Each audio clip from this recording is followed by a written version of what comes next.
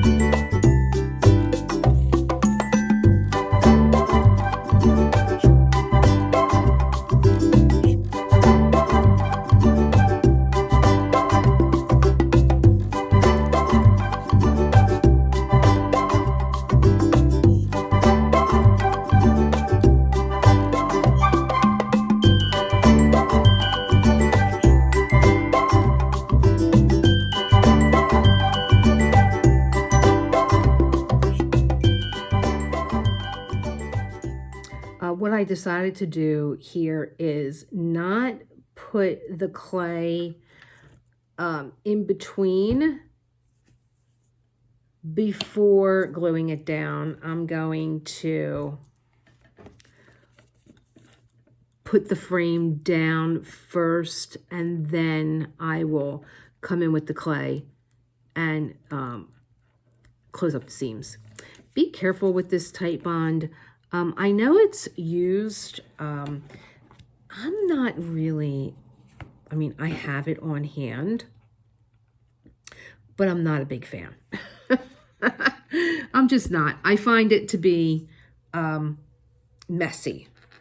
And I find it to be also, it's yellow. I've never had it dry clear. So you can see where the clay is still a little wet. That's okay. But again, you can actually take this right out of your mold, which I am with one of them that I made on camera in the part one. And I'm actually going to use that one. I didn't like the one that was there because it seemed to be, it kind of, oh, it dried kind of wonky. So I'll put this one down. I actually was going to cut the whole border off the diamond painting and then thought, no, let me not. And you can see like where my seam is here. I think I did a really good job at, you know, cutting that right where the mold takes its shape. That's because of the IOD molds. It's not because of me. I mean, they make just such beautiful molds. And so this is the fresh one that I just made. And so I'm going to be putting this one on wet. And I think that when you do put these on as soon as they come out of the mold, that they dry flatter. But you can't really play with them the way that you would if they were a little bit drier, because you're worried about the impression, and it's really soft, really soft, and you don't want it to crack. But you have that, so there you go. It's on. It's on very nicely. So I think actually I'm going to have to make another one because I got rid of the one that was here. Do I still have it? It was kind of wonky. It was just kind of like, I don't know. It was, yeah. And I think one of the ends was, oh, this must be it. This is it. Because I'm saying, that's not that bad. See, I got this in here and it didn't look right to me. And it looked, and this was bothering me. Not enough clay. It's too thin. And it was dipping down from the frame. So I didn't like that. So this is going to need a piece to be made. So we'll put these two down next.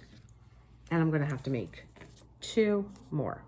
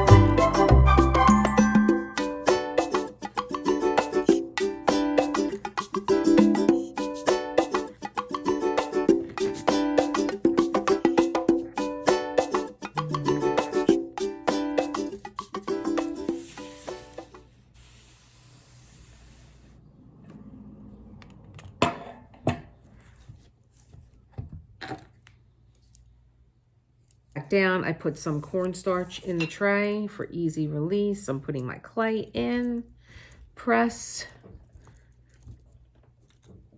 You can even use your roller if you like to get that clay in there.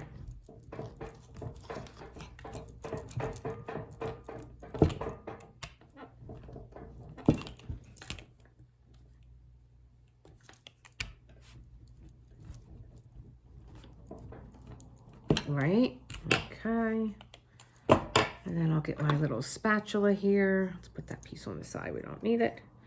I'm gonna just cut off the ends. Again, you don't need a spatula. You can use your finger if you like, because there is that proprietary, patent pending edge that the Iron Orchid Design sisters developed so that you get a nice clean edge on your designs. Quite a bit of clay on there.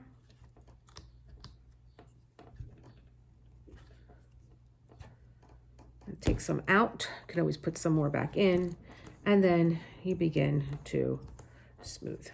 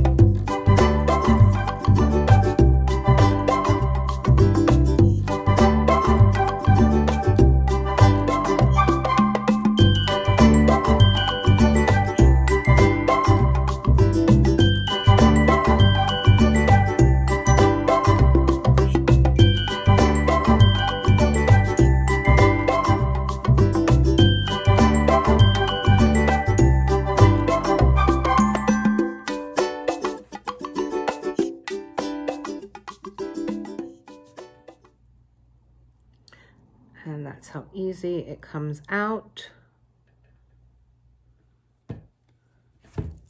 Gonna lay it down here for a sec. Involved here, but oh wow, I actually got it right at the point that I need it. Right there, and then let me see where the design is that we're going to cut this off at.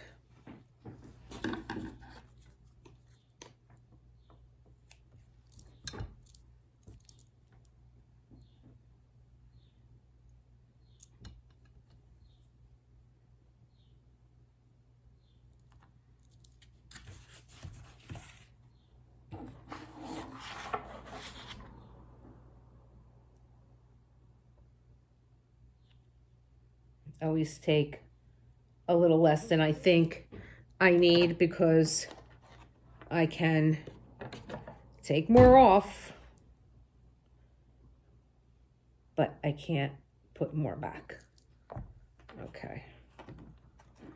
And so that's going to go right in there. Move this over. Oh yes. I don't even have to do any seam work here. So, you know, again, that's the beauty of putting these on wet. You know, I can, that seam work is done already. There we go. Get this down. I'm going to put it a little bit on that edge.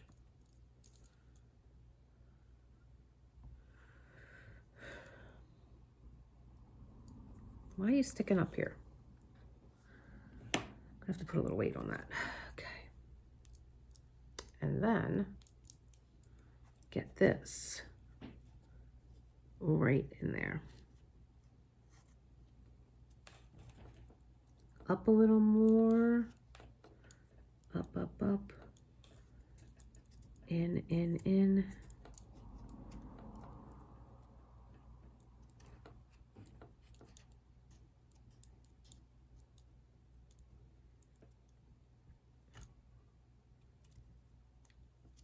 Oh, goody goody. Oh my, okay. That is good enough for me. Let me get this little piece of clay that got in there. And how much are we going to need here? I'm always cutting a little bit more than I need.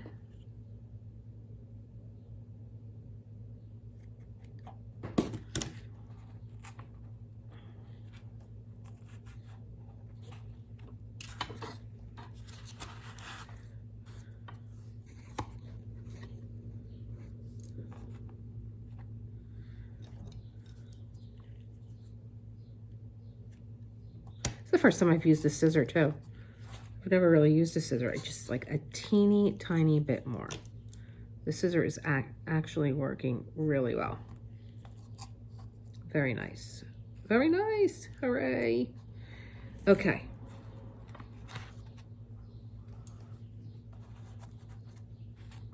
Let's turn this over. Let's get the Titebond on. Again, I do agree with the other artists that use the clay molds, that putting them on wet is far superior than putting them on dry. Mine's were just overnight. They were still a little wet. They do air dry. Got my fingers all up in there, huh? Okay. Move in, move in, move in. And let's just make a little curve there. Yeah, because see, if I was doing these wet, I wouldn't have to fill these seams in that seem to be bothering me, like this one here. Let me see. I've watched the sisters do it. Oh, look at that. That little piece that I cut off, I could just kind of, do I want the impression? Does it matter?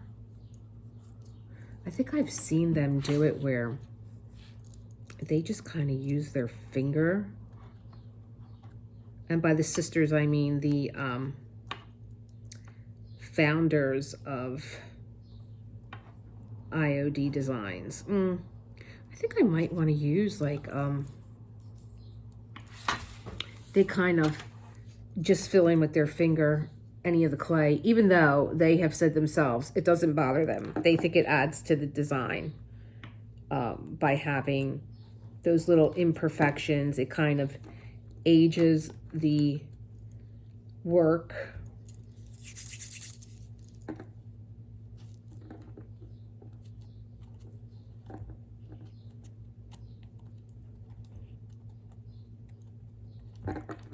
That one was just such a heavy gap. A little bit of an impression.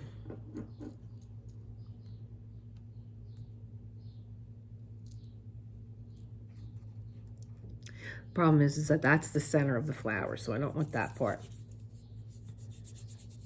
I want more of the petal and not the center.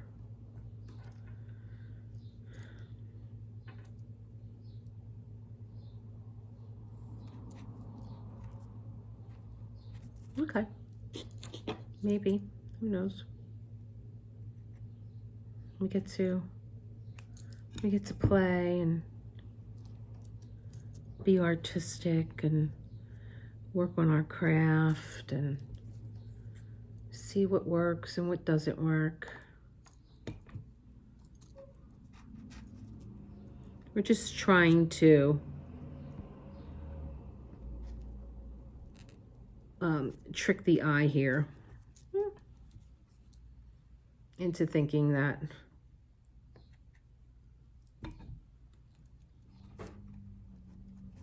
it really wasn't repaired in there.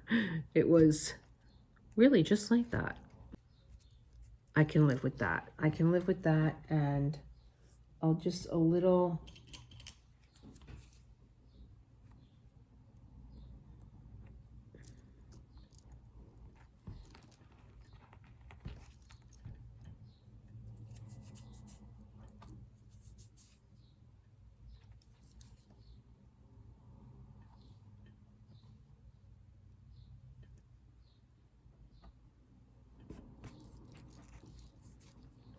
You know, once I put, you know, the, once I put a little bit of a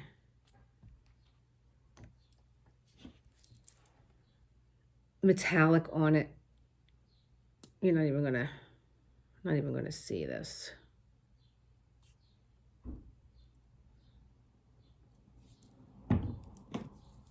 But, you know, this is how we hone the crafts that we love, by doing these little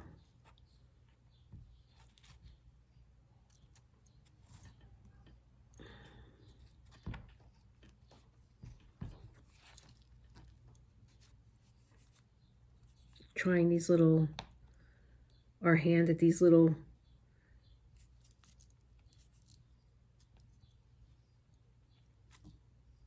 smoothing out of imperfections. And I'm actually using my diamond pen, and it's doing a great job.